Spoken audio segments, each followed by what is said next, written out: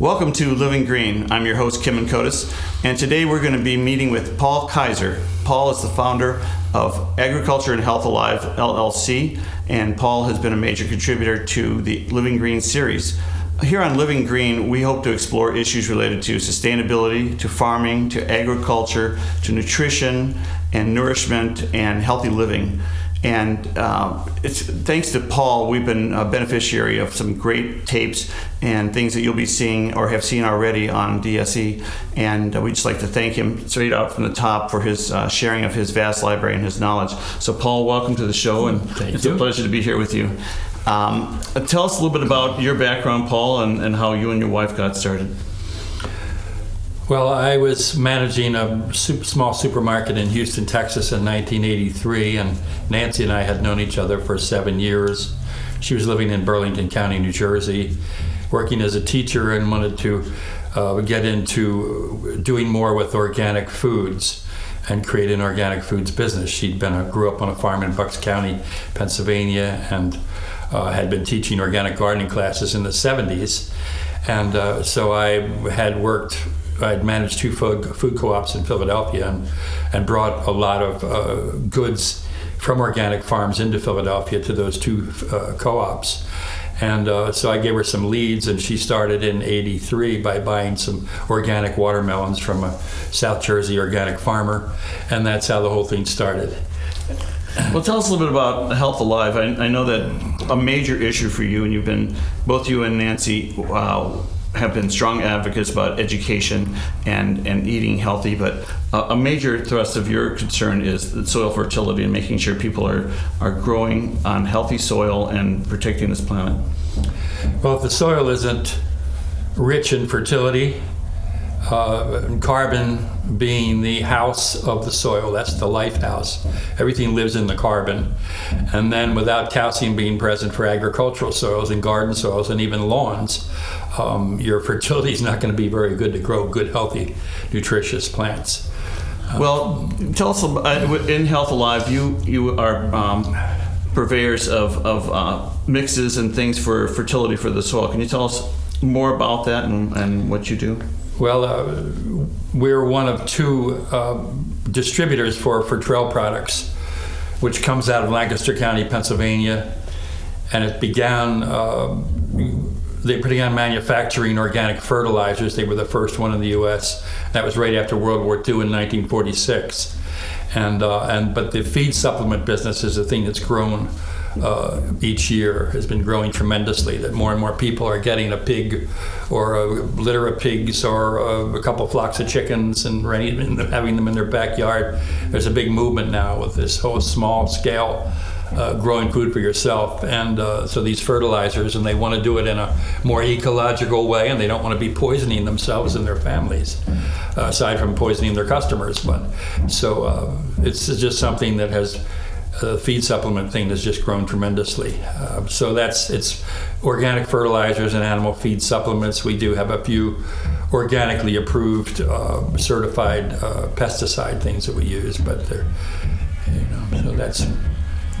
And I have 5-6 dealers that I supply, all the way from Marquette to Lansing, and so I keep them supplied through the year. And what else would you like to know? Well, tell us a little bit about where you live. You are a farmer, and you've been right here in the neighborhood here in Muskegon, and actually in Ottawa County. Yes, well, there's a small piece of land in between Coopersville and Marne, right off Route 96, Interstate 96. But I unload my delivery trucks, up on an organic farm up on a Fruit Ridge, and then also buy products from there. And I also use part of the land there to grow vegetables and melons for market mostly. And you've been active here for a number of years with the Sweetwater Market and also within the greater Grand Rapids region as well, haven't you? Yes, yeah, Nancy sold at Fulton Street Farmers Market for more than a dozen years, and so got to know loads of people around the whole Grand Rapids region. And then we've conducted seminars in the past, all-day seminars on health, on organic gardening and farming, on education and cooperative living and things like that. And then we did 2 film series. One was at the Wealthy Theater in 07 and 08, and then last year we ran a film series, and it was a discussion series too, from January to mid-September, Monday nights at Sanchez Bistro in downtown Grand Rapids. And I'm always handing out literature. We do lectures and presentations for civic groups and churches and other organizations like that. So. Well, in addition to more of the home style, growing your own food and local food supports, Michigan, as you're well aware of, is one of its leading products or industries is agriculture, and we have a strong history here in West Michigan, not only in fruit and vegetable production, but overall in our farming community. Can you tell us about how significant it is that we get this right? Because in terms of our long-term sustainability and mass production, we've run some serious risks in terms of the health and the vitality of the soil. Well, most of the prime agricultural farmlands in this country are being grown. It's a really what corn, or maize it's called around the world, and also soybeans, and most of them are now genetically modified, and synthetic chemicals, herbicides, and so forth go along with that, and that is destructive to the soil. And those plants, I wouldn't consider them to be healthy plants for animals or humans to eat.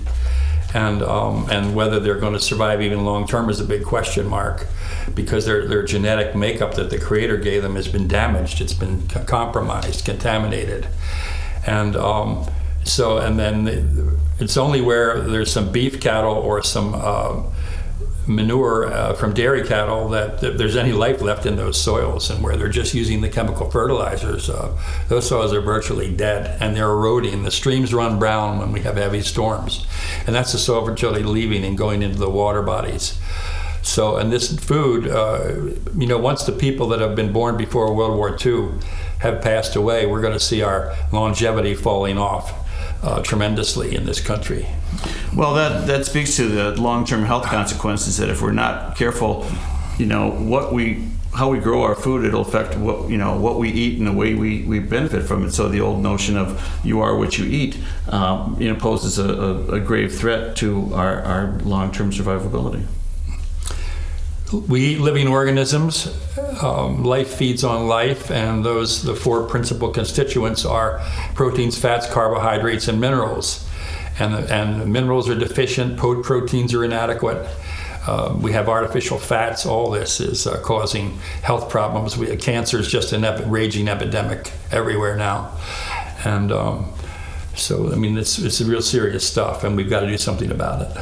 Well, I think that's part of our intent with the Living Green series, is to educate people about why agriculture matters, why health matters, why what we eat is important. It's not a dictum we're trying to do, it's trying to educate people about why it matters that we eat healthy food and recognize where our food comes from and value the earth. I agree. Okay, well, stay with us and we'll be right back. Okay.